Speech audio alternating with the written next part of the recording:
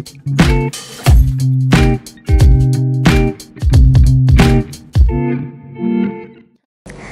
semuanya, kembali lagi di Smart Raga Beropini. Bersama saya, Emily Lirawan. Kalian bertanya, Smart Raga yang menjawab.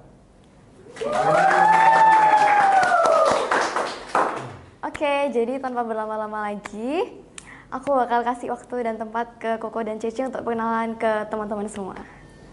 Siapa dulu? Monggo silakan. Oke. Halo, perkenalkan teman-teman, nama aku Floren. Aku dari alumni di SMA Petra 3 ini tahun 2018. Dan saat ini profesi saya adalah seorang psikolog dan juga mengajar piano. Oke, halo semua. Nama saya Hansel. Saya dulu ya alumni Petra 3 angkatan 17. Sekarang jadi dosen di ISTS dan seorang COO juga. Oke, salam kenal Ko Hansel dan Jefferin. Nah, selamat datang kembali di SMA Kristen Petra 3. Jadi pertama aku mau tanya, Jefferin dan Ko Hansel ini alumni angkatan berapa? 18. 17. Oke, masih inget nggak guru-guru yang dulu pernah ngajar? Masih yang sampai sekarang aktif?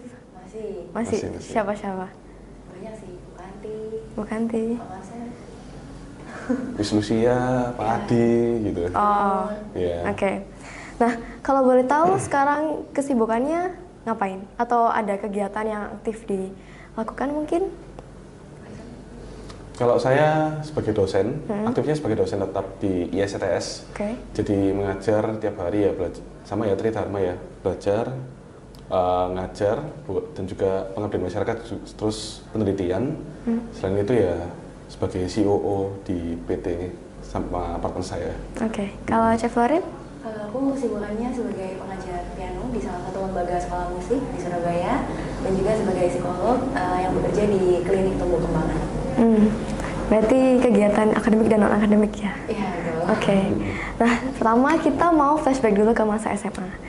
Jadi dulu waktu SMA, Ko Hansel dan Chef Florin ini sering aktif di organisasi atau mungkin kegiatan apa di Petra 3? Duluan. Oke. Kalau aku dulu sebagai ketua PD tahun 2016 waktu aku kelas 11 sama juga waktu kelas 10-nya di LPK juga. Oke. Kalau Ko Hansel? Dulu aktifnya di lomba-lomba mading sih. Oh. Dulu ada tiap tahun itu kan lomba mading antar se-Jawa Timur seharusnya punyanya deteksi, terus ganti ke apa? Citizen ya, punyanya Jawa Pos. Nah, dulu itu tiap tahun setidaknya bawa pulang piala sih. Oh. Terus Smart Raga yang apa itu namanya? Majalah Menara ya? Menara. Ya, Menara itu juga saya aktif di situ. Oke. Terus kalau di kuliahan mungkin dulunya pernah aktif apa aja? Oh, banyak sih kalau. Banyak. Lomba-lomba, organisasi gitu? Full organisasi sih. Full organisasi. Full organisasi ya. Oke. Kalau Chef Florin? Kalau aku dulu aktif di organisasi paduan suara sampai lomba juga. Terus kalau yang UKM-nya UKM Kristen juga. Oh gitu. Oke. Nah sekarang kita mau ngomongin soal SMA lagi kelas 11. Jadi ini relate sama teman-teman yang sebentar lagi mau naik kelas 11 dan mau penjurusan. Gitu. Jadi dulu Chef Florin dan Ko Hansel pilih jurusan apa? Aku IPA. IPA. IPS. IPS. Soalnya kan gini, sekarang ini kurikulumnya kan udah ganti. Peminatan ini berdasarkan mata pelajaran yang disukain. Jadi bisa setengah IPA, setengah IPS. Nah, kebanyakan teman-teman angkatan aku ini galau mau pilih peminatan di pelajaran apa gitu untuk melanjutkan studi ke perguruan tinggi. Mungkin bisa dikasih tipsnya biar yakin sama pilihannya buat nanti kelas 11. Oke. Mungkin kalau tips karena bingung itu wajar lah ya. Terutama silakan dieksplor aja apa yang boleh tanya ke diri sendiri dulu gitu kayak apa sih yang selama ini menjadi kesukaanku atau pelajaran favoritku. Jadi setiap ada pelajaran itu pasti paling semangat meskipun gurunya mungkin kurang atau bagaimana.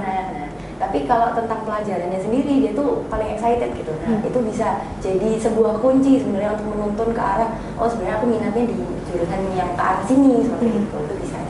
Jadi berdasarkan kesukaan pelajaran ya. Kalau dari Ko Hansel? Kurang lebih sama kayak di kuliah itu kan udah mulai menganut namanya kurikulum merdeka, di mana ya semua mahasiswa itu boleh multi bidang asalkan boleh dikonversikan. Nah, saran saya sih gini, lebih baik udah tahu dulu ke depan itu mau kerja apa. Jadi setidaknya ketika udah pengen kerja, misalnya, ya kan kita bisa bercita-cita tuh, berangan-angan. Oh, kalau gede mau jadi dokter gitu ya, kata Susan loh. Nah, atau misalnya, oh yaudah kira-kira mau jadi ini apa namanya ini, botani kah, mau jadi elektro kah? Nah itu kan dari SMA kan udah tahu, oh ya udah kalau aku mau jadi seorang botani berarti setidaknya aku ambil biologi, fisika, kimia, matematika. Betul. Jangan sampai ambilnya malah ke arahnya IPS gitu kan. Kalau dulu saya merasakan ya memang sama. Awalnya nih nggak suka IPS karena nggak suka ekonomi, makanya ambil IPA. Waktu kuliah sama loh, kok terimanya akuntansi gitu kan. Tetap menerima sesuatu hal yang setidaknya itu bersimpangan tuh. Tapi kalau misalnya sekarang harusnya tuh lebih enak. Ngincip-ngincip gitu nggak apa-apa sih harusnya. Kan lebih banyak variasi gitu kan. Sekarang tuh banyak yang bisanya multi talent. Jadi waktu mau ambil penjurusan udah ngerti, oh yaudah tinggal ambil ini, tinggal di kerucutkan dikit lagi udah sampai gitu. Berarti harus punya gambaran ke depannya dulu. Betul. Kalau ganti tengah-tengah jalan itu urusan belakang aja. Iya. Nah, sekarang kan ini Ko Hansel dan Jeff Loring kan udah sama-sama S2 ya. Itu kenapa sih kok mau S2? Karena kan biasanya kan anak-anak ini image-nya kalau udah kuliah tuh kan berat, apalagi skripsinya. Tapi masih mau S2 itu kenapa alasannya? Boleh. Aku udah jelas. Duluan aja. Kalau aku pilih S2 karena waktu S1 kemarin setelah lulus itu bidang kerjaannya untuk menjadi seorang psikolog itu nggak bisa. Jadi memang itu sebagai persyaratan untuk mendapatkan kewenangan praktisi psikolog seperti itu. Nah cuman karena mungkin kurikulumnya sekarang udah beda ya, jadi anak S1 bisa ambil kayak sekolah profesinya aja, udah bisa jadi psikolog. Kalau zamanku dulu itu belum bisa, jadi harus bukan terpaksa sih, lebih ke karena tuntutan tersebut akhirnya harus S2 seperti itu. Berarti kebutuhan kerja ya? Betul. Kalau Ko Hansel? Sama, tuntutan kerja. Tuntutan kerja. S2 itu kan diwajibkan untuk dosen. Nanti 2030 wajib S3. Wajib. Tapi kalau misalnya memang S2 untuk seorang ini ya, apa namanya, praktisi yang banyak orang kerja profesional gitu ya. Itu pun ya nggak menutup kemungkinan karena sekarang Indonesia itu udah mulai masuk ke jumlah lulusan S1 yang cukup banyak. Jadi kalau misalnya sekarang ya fresh graduate yang dicari itu kan orang-orang sekarang kan ya trennya susah cari kerja, betul ya? Betul. Nah, yang bisa menonjolkan salah satunya itu adalah jika seorang tersebut itu ya ini punya gelar, tapi gelarnya ini pun tidak menjamin gajinya tinggi, gitu. Jadi terus S3 itu untuk memang wajib buat dosen atau untuk tambahan biar bisa? Ya wajib. Kalau yang dosen wajib. Wajib. Sampai S3 berarti. S3-nya juga tetap sama jurusan informatika? Oh enggak, saya campur-campur malah. Campur-campur. S1-nya itu sistem informasi, yang 2-nya itu teknologi informasi, yang 3 itu kemarin ditawarin elektro malah. Jadi loncatnya agak jauh. Terus kalau jadi dosennya sendiri ngajarnya di bidang apa? Di bidang informatika? Home base saya di informatika, tapi ngajarnya juga loncat-loncat. Kadang di SI ngajar ya programming biasa, mobile, kadang kayak elektro, industri juga. Jadi loncat-loncat. Nah itu selama kuliah itu pernah nggak sih ngerasa burnout? Kayak kita ini loh Gen Z kayak, aduh banyakan belajar, pusing, jadi akhirnya burnout gitu. Pernah nggak? Pasti. Nggak salah sih. Iya. Tapi habis burnout tuh kan pasti apa ya, balik lagi back on track untuk tetap belajar gitu kan. Nah itu ada nggak sih tips atau kayak cara belajar yang efektif, terutama untuk Gen Z biar kayak tetap, pertama bisa konsisten belajar itu ya pasti, kedua itu bisa minim burnout, dan yang ketiga itu tetap bisa balance hidup, ya game, ya ngegame, ya sosmed, tapi ya juga balance sama kehidupan sekolah. Ada nggak cara atau tips dan triknya? Boleh. Kalau caranya biar balance itu ya dari setting diri kamu sendiri dulu goalsnya. Misalnya kamu mau kejar lulusnya itu 3,5, biasanya kan anak-anak zaman sekarang mintanya 3,5 harus udah lulus kuliah S1 gitu kan. Nah kalau udah punya target atau goals yang benar-benar press kayak gitu, ya berarti harus lebih banyak porsi untuk belajarnya atau masang strategi gimana caranya supaya bisa lebih cepat progresnya daripada teman-teman yang lain misalnya seperti itu. Jadi tergantung dari setting goalsmu dulu gitu. Terus kalau misal lagi burnout dan pengen lari gitu dari kenyataan atau dari pelajaran, ya diingat lagi kenapa kamu milih jurusan itu, apa goalsnya, balik lagi sih sebenarnya tentang goals gitu. Berarti semuanya tentang ya gimana kamu mau masa depanmu itu gimana gitu. Oke. Kalau aku Hansel? Kurang lebih sama sih ya. Cuman ini diambil dari ini ya sudut pandang yang mungkin bukan bureng ya, budak ranking ya. Kalau ini kan berambisi banget kan. Kalau saya sih enggak. Jadi dulu waktu SMA pun itu tiap pulang isinya ya main. Kalau dekat ujian baru belajar, pagi nyalin catatan temen. Tapi setidaknya tiap orang itu pasti punya kapasitasnya masing-masing gitu ya. Betul. Yang tahu soal kapasitasnya juga ya dirinya sendiri. Kalau misalnya udah tahu burnout, kalau misal dari saya sih gini ya, paling gampang gini, tanda-tandanya tuh udah mulai cepet capek nih saya, ya kan? Mau nyentuh itu nggak mau kan, ya saya, wis bosen kan ya. Itu paling gampang cari kesibukan lainnya dulu aja, mendistraksi diri tuh, cari variasi lah. Misal susah belajar mat ya kan, mau main-main nggak apa-apa, tapi kita tetap ini apa namanya itu kasih target. Jam berapa sih kita selesai main? Jam berapa hari apa sih kita selesai main? Sisanya buat belajar. Jangan diteruskan ya. Jadi orang kan ya harusnya balance. Bukan yang tiba-tiba ya udah aku mau jadi bureng ya, budak ranking terus aku mau ambisi mau jadi juara kelas gitu ya. Nggak pernah main akhirnya dia ini stres-stres sendiri.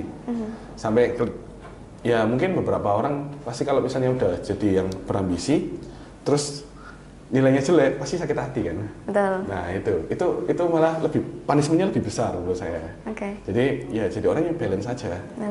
Memang nggak memungkiri tiap orang tuh pengen main, nggak memungkiri tiap orang tuh pengen hangout sama temen, nggak memungkiri tiap orang tuh pengen seneng-seneng. Tiap orang tuh punya hak masing-masing ya. At least ya penuhi aja nggak apa-apa. Nggak ada yang salah kan? Ya betul. Ya kan? Tapi kan banyak sekarang anak-anak ya relaxing, free time gitu, belajar capek, kita scroll TikTok tapi waktunya kebablas. Ya kan? Gitu. Jadi ya berarti kuncinya di time management tiap orang aja. Betul. Sama self control ya. Oke, next. Jadi aku mau tanya tentang pandangan Hansel dan Chef Laurin dari statement satu ini. Jadi ini tuh lagi main viral mungkin statementnya bahwa kalau belajar terutama di bidang akademik ya itu nggak terlalu penting karena pertama nggak menjamin kesuksesan, kedua itu karena nggak semua orang itu punya passion di bidang ya belajar itu tadi. Jadi menurut Hansel dan Chef Laurin gimana? Duluan. Oke. Belajar itu nggak penting, itu salah sih menurutku. Kalau aku pribadi ya, karena belajar itu kan bisa dari banyak, mungkin iya dari banyak cara, nggak harus yang textbook atau yang duduk diem terus menyerap materinya gitu, enggak. Tapi belajar itu bisa dari apapun yang kamu temui di sekitarmu, dari lingkungan, dari interaksi yang ada terjadi di sekitarmu. Dan belajar itu kalau di dunia akademik mungkin Hansel juga sangat familiar ya dengan kalimat learning until you die, ya kan? Nah, jadi kayak long life learning gitu. Selama kamu masih hidup dan bernafas, kamu itu akan tetap terus belajar. Gitu sih. Tapi kalau gini, kalau dia tuh mikirnya gini, aku bidangku bukan di bidang akademik, jadi belajar di sekolah itu bukan suatu prioritas gitu loh. Jadi dia sekolah ya udah sekedar datang aja, tapi nggak yang belajar gitu, karena dia mikirnya bahwa aku nggak suka belajar di bidang akademik kayak pelajaran-pelajaran gitu, nggak suka. Gitu gimana? Gini, kalau misal dari aku sih pandangannya dari seorang mendidik ya. Iya. Kalau seorang mendidik itu setidaknya gini. Kalau misal, tak balik dulu. Kalau kita jadi orang yang dididik, ya memang kita punya alasan. Oh, nggak suka, aku nggak cocok, ya kan? Tapi somehow di dunia anggapannya seorang mendidik itu punya perspektif yang beda. Kenapa sih tiap orang itu harus belajar matematika, basic-basicnya, ya kan? Kenapa sih harus belajar Inggris, basic-basicnya gitu ya? Soalnya di dunia luar itu ya dibutuhkan. Betul. Kalau misalnya dari anak tersebut, aku nggak mau belajar, aku nggak mau kayak gini. Yang sering saya temui adalah anak-anak kosong gitu loh. Kamu tahu ini nggak? Nggak. Kamu ngerti ini nggak? Nggak. Terus kamu apa sih kamu ngerti? Aku tahun ini cuma main Mobile Legends kok. Aku cuma tahun ini main Free Fire. Aku tahun ini main Valorant. Terus selama ini hidupmu ini mau isi apa gitu loh. Kalau namanya pendidikan, kalau misal diomong secara logika pun, sekolah itu pun dibayar sama orang tua kan. Betul. Apa nggak sayang sama orang tua itu dibuang-buang, ya kan, itu satu. Dua, apa nggak eman waktumu selama 3 tahun ini SMA, bahkan dari SD 9 tahun ke SMA, nggak belajar apa-apa, nggak dapat apa-apa, tiap hari masuk kamu jadi anak kosong, gitu. Betul. Anggapan ini lah botol ini loh mau diisi apa, lah bisa tutupi tetap ditutup, ya bukaan aja nggak apa-apa, simpelnya kan gitu kan. Iya. Ya itu. Ya berarti ya sama-sama penting ya. Kamu Betul. mengasah skill kamu sama ya yang kamu pelajari di sekolah itu sama-sama penting ya. Oke. Kalau sekarang kita beralih ke dunia kerja. Konsul sebagai dosen, Cis sebagai psikolog. Kan sama-sama ya setiap hari pasti ketemunya ya anak-anak yang belajar. Terus Cis juga ketemunya anak-anak dan juga orang tua yang mungkin punya masalah ya yang berhubungan dengan psikolog ya. Nah itu gimana sih rasanya? Dulu mungkin kok Hansel jadi mahasiswa gitu, sekarang jadi dosen gitu, gimana rasanya? Ya ini balik lagi sih utama. Dulu saya ini suka itu jadi anak-anak si rebel ya, anak-anak sing bangkang di kelas, duduk paling belakang, ya kan? Dosen ngomong, guru ngomong. Dulu kalau misalnya di SMA pun masih ini ya apa? Zaman-zamannya Dota itu kan pakai tempat pensil, taruh HP, nonton ini toh internasional turnamen kan. Jadi gurunya yang ngomong-ngomong ya wes aku nonton gitu terus kan. Sama waktu kuliah ya sama. Ketika gurunya ngomong, aku mainan di belakang. Akhirnya apa? Aku ya nggak dapat apa-apa harusnya. Tapi waktu jadi dosen ngerasain yo. Oh ini loh, misalnya ngerasain orang ngajar di depan gak diperhatiin sampai murid itu kayak gini loh. Sakit hati ya sakit hati. Cuman gini, kalau misalnya udah mulai masuk ke kuliah itu beda pace-nya sama yang SMA. SMA itu setidaknya gurunya itu masih ngejar, ayo mana tugasmu, minggu depan jangan lupa ujian gitu ya.